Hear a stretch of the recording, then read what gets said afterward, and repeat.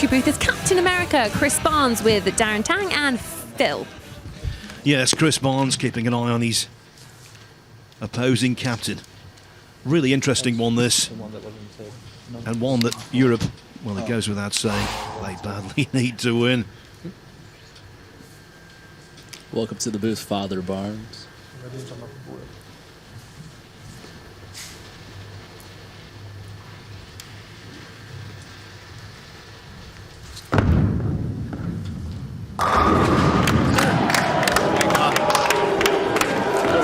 There we go. Hello. Hello.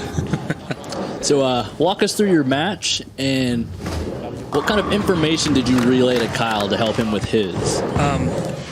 Basically, Anthony had the worst look of everybody in practice, and so we minimized his exposure today, and I probably had the second worst look, and so we bowled together. Okay. And there wasn't any sense, because in the doubles, if one guy's off, basically, I mean, you bowl a terrible score either way. So we did that, and as far as information, I told them not to do what I did, and so really, for the most part, me getting out of there one-and-one was a bonus. Kyle did have a very good look. He wanted to play tonight and wanted several shots at it. So, not that I like to disagree with left-handers, but, well, I do. And I think, actually, that Kyle's ability to put the ball on line is a little bit easier on this pattern because it does hook so quickly, and there's still hang down lane. There's just the lane's pretty flat front to back, and Kyle doesn't see a lot of the front of the lane because of his speed. Okay. So it was almost a throw, and if you guys were to happen to win that match, it was a bonus. It really, I don't want to say a throw, the way our team was looking, it's not a throw. I mean, of course, I got one of the best bowlers on the planet, that I'm playing with, and I ended up with a decent look against Thomas and was able to get a win. But it certainly was our weakest of the pairings, and we felt like we would throw that together and then let everybody else take a full swing. And like you say, if you actually steal that one, then you're in really good shape. Things are looking pretty good. Yeah.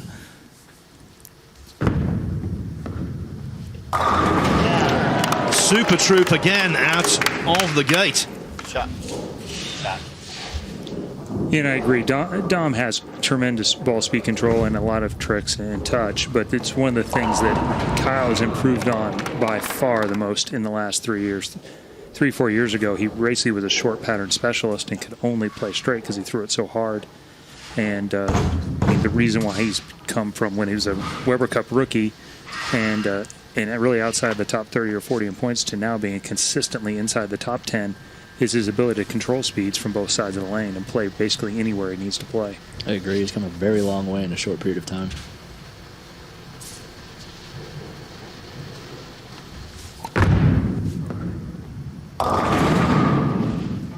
And I think Dom's seeing some of the things that I'm seeing. It's nice. The speed control part is nice, but the ball just locks up in the front right there. It's already moving. It's already stopped the skid phase and started to hook. He's using a pretty, I don't know what kind of ball that is really, but he's using quite a bit of surface. Yeah, I think most guys have moved towards bigger balls in general. And by bigger, I mean, wow. He had an awful lot of the 6-pin for that tonight. Europe's been having a break tough time with the 3-6-10 this. It does set it off. It does set the 3-6 a little far apart in general, but the biggest thing is the ball returns so far up that everybody's basically changed where they stand because the ball returns in the way. And they don't want to kick it or hit it with their trail foot and some of that. And so most everybody's moved at least 5 and 5 to the right, or in some guys more than that.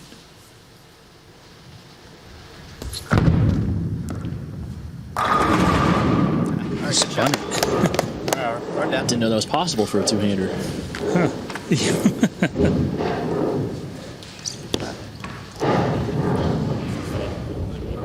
At least for our guys are not trying to really overhit it that much. Kyle's obviously throwing one of the weaker balls of any of us that have thrown, but that ball has some surface on it too. It's not as shiny as a normal IQ Emerald would be. Yeah, when he was in the booth with me, we were talking a lot about how you guys are trying to stay a little more behind the ball. And I from my observation, it looked like it's giving you guys a big advantage over the European guys. Yeah, getting it there the right way seems to be more important than getting it to the right spot. If we've gotten it there the right way, the carry has been very good, and if we get it there the wrong way, it doesn't. The high flush shots don't strike either, which we've seen the same from the Europe team. Is they've had a lot of shots that hit the pocket in really good spots, but not struck very much. So the front to back factor has been, I think been it's the huge, deal breaker, really, and I for think Europe. this pattern is much tougher front to back than the last one is. In theory, it should have been perhaps a little easier from the left to right ratios, but it hasn't played that way at all.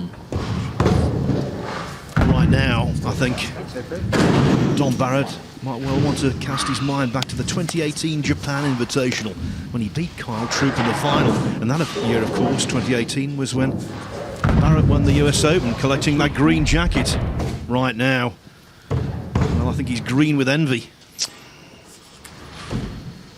Yeah, I think this pandemic has affected him quite a bit. His area was in lockdown. He's not been able to practice a lot, and it's carried over. He's tried really hard to get ready for this event, trained super hard, when he could, and his time in the U.S. But the lack of competition over that time, I think we all there's a sharp and there's a competition sharp, and getting into that flow has been pretty hard, and being down early. Like we have has really made it hard for them to kind of catch their breath. Yeah, he's such a good guy, Dom Barrett. We wish him all the best, and we know that this isn't how he normally plays. Went down to a local lane with family and friends on a Saturday morning, fell in love with 10-pin bowling, and boy, what a career he's had. Ball change, but went down to a little weaker ball, but it still had some surface on it, and not afraid of it not hooking enough in the front, because when you get it going there and it gets through that section of lane between the arrows and the next 10 feet, if it doesn't pick up there, then it keeps going the other way and you miss the head pin to the right. So I showed you how to do that earlier. Yeah. Pretty clearly. Yeah. Got one to hook it about 8 feet down the lane, and the next one hooked it about, when it picked up in the back to go to the ball return. You're just collecting information to give to Kyle. Yeah. Don't do that. Don't do that. That's the difference between him and he shot that one through and actually got it back there, and that is terrible news at any time you're bowling against that ball action. The mailman has been very nice to Team USA so far. For sure. I think actually Billy has seen the lane maybe the best of any of us, and he's kind of helped us dial into the combination of what we're trying to do with ball and hand to match that part up. That's really what you want to see in team bowling, is when somebody has it, being able to relay that information and have your teammates play off that, use the information to their advantage, and create great ball reaction like we've seen from you guys. Yeah, and it's super helpful when you have a bunch of guys that can do a lot of different things. Absolutely. They have a lot of things at their disposal. It's very unique when you have two-handers and one-handers, and the way the process happens to make that ball roll. But we've kept out of those kind of talks for the most part, and just, okay, this is the shape, this is where we want to see it, and I think that's really been the key to the start. But again, they have a little momentum. This certainly looks like Kyle's in pretty good shape here, but we certainly have struggled on this pattern more than we did on this afternoon's pattern. Yeah, I don't know how much better it could have got this morning for you guys. It was pretty impressive.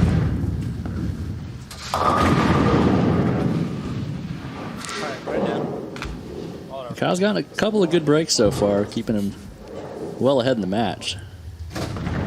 Yeah, some nines are much better than others. We've seen some really brutal ones with whether it's Jesper's over the top 10 or EJ's 9-pin. Those were dirty. I was never so sure in my life that a shot was going to strike. So was he. He was like on his way back, ready to yell at us, and he had like the first syllable out when the 9-pin stood. That's crazy. Jesper's had several ring 10s as well on the other side of it, or ring 7s, I'm sorry, but also had some very beneficial 9 counts that were not so far away from being 6. Yeah, they go both ways. So Barrett has had a couple of consecutive strikes. He needs to keep that going. Yeah, a chance to crawl back in this here.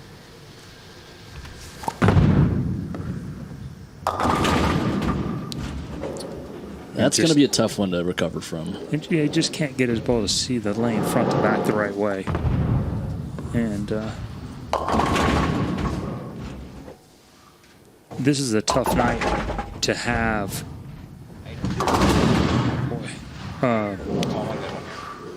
Kind of a tough pattern because nobody can bowl a lot of games in a row, really.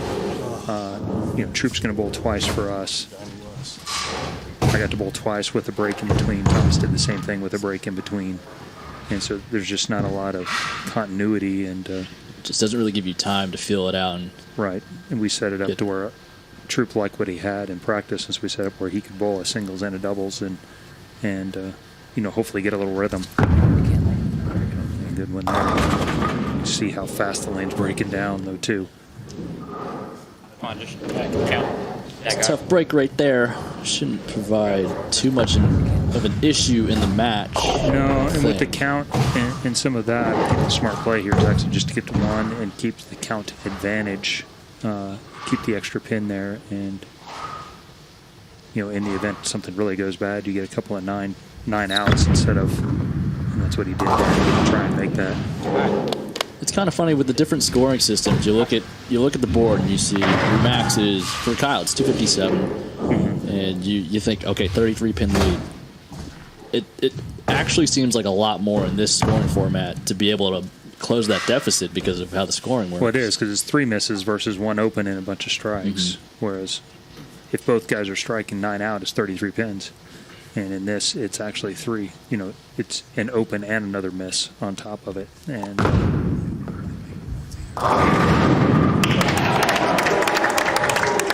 the crowd goes wild.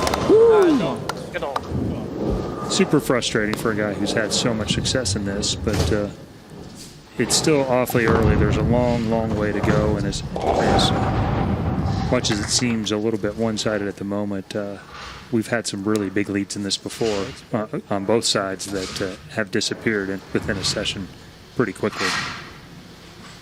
Yes, always best to be guarded.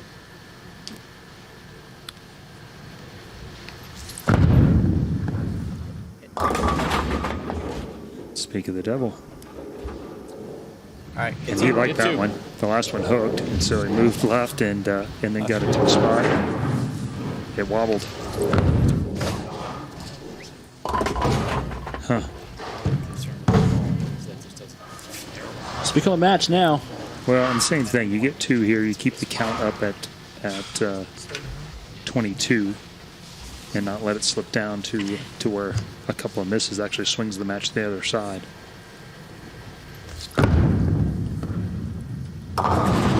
Ooh. I was about to say, with the pins been bouncing out of the back, just hitting them in the middle is a fair play. Watch this.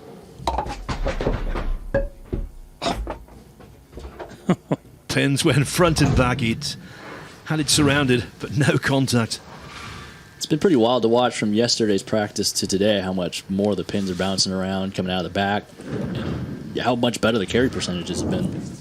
Yeah, the carry is, I think a different issue from out of the back. The back is, the curtain's been lowered a little bit for the camera to be back there, and so it's gotten to where that bar is a little bit more exposed, and so some crazier things can happen. But the carry is unusual because the pins felt like they weighed about 4 pounds in practice. Today they've actually moved around a little bit. Well, this one's gotten interesting now. We got a ball game now. We do. It's what seemed like an insurmountable lead 2 frames ago has now turned into a mess. And Dom now's got a couple of shots in a row that they got to go in the right direction. So, could we see some bowling escapology?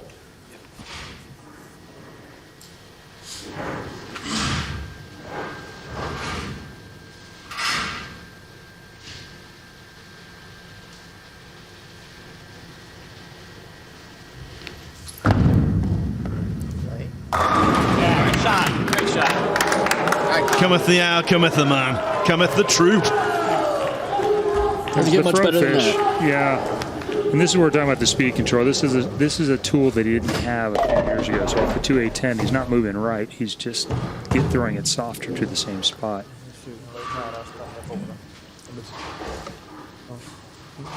And typically on tour, off of 2.810s, we're actually usually moving left, trying to create a little more angle, get softer with our speeds, just to make sure our ball goes to the pins the right way.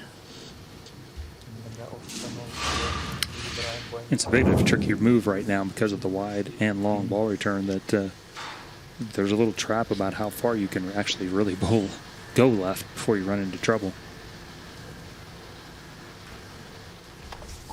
Huge shot. Get the ball. Up in the air and a little behind it that time. Just gets so tough when you have to start micromanaging your hand. It's really tough to repeat when you get touchy like this. It's hard to stay in the hole when you have to trick it that much. Yeah, are you using option 4D/2A? Is that how you read your lane graphs? Sometimes, yeah. Yeah. Well, and this one's just turned upside down now. As a matter of fact, I believe that's a lockout at this point. So You're correct, Chris. Absolutely correct. Kyle Troup again coming up trumps.